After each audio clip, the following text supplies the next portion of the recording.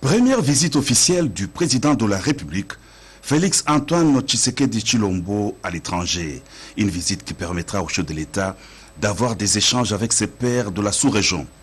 Première étape du périple, la République d'Angola, pays voisin qui a assisté la RDC dans des moments difficiles de l'histoire. La RDC et l'Angola entretiennent de bonnes relations séculaires, d'amitié et de coopération.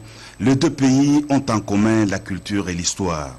Le voyage du chef de l'État Félix Antoine Tshisekedi Tshilombo en Angola s'inscrit dans le cadre du renforcement des liens de coopération multiformes entre Kinshasa et Luanda. C'est une visite qui concrétise le volet de la coopération régionale promis par le président de la République dans son discours d'investiture. Des questions liées au secteur économique, de la défense et la sécurité seront au menu des échanges de deux chefs d'État qui vont aussi s'entretenir sur le préparatif du prochain sommet de l'Union africaine. Cette tournée conduira également le président de la République au Kenya et en République du Congo où les mêmes questions seront abordées. Dans la suite du chef de l'État, on note la présence des 3 membres du gouvernement, le ministre des Affaires étrangères, le ministre de la Défense nationale et celui des Finances. C'est à 10h30 que le jet présidentiel a décollé de l'aéroport international de Njili pour le périple sous-régional.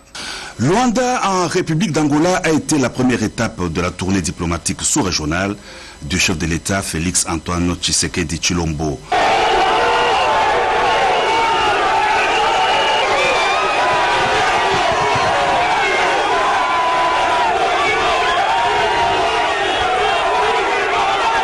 Arrivé ce mardi 5 février 2019 à 12h45, le 5e président de la République démocratique du Congo a été reçu par son homologue angolais Joao Lourenço au palais présidentiel.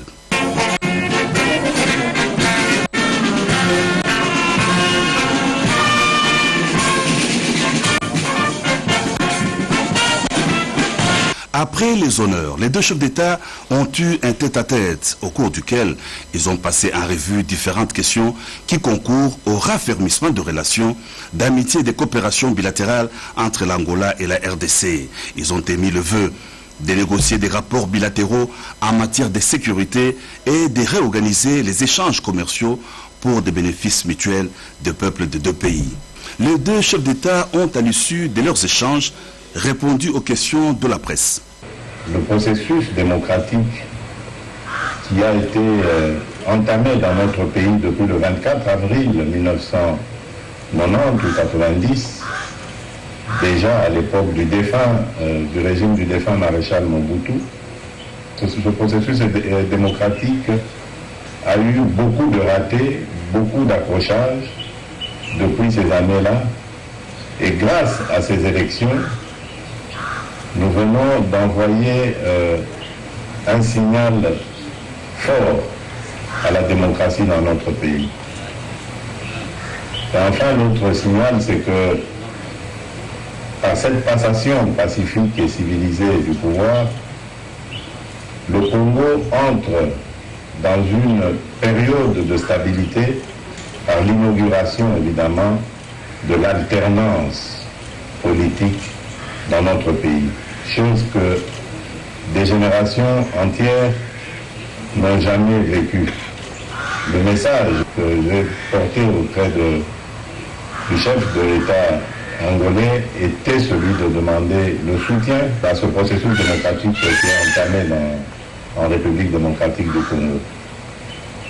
Et je viens aussi le rassurer de la parfaite collaboration de mon pays sur tous les projets qu'il y a en ce moment avec l'Angola et même pour le développement de nouveaux projets.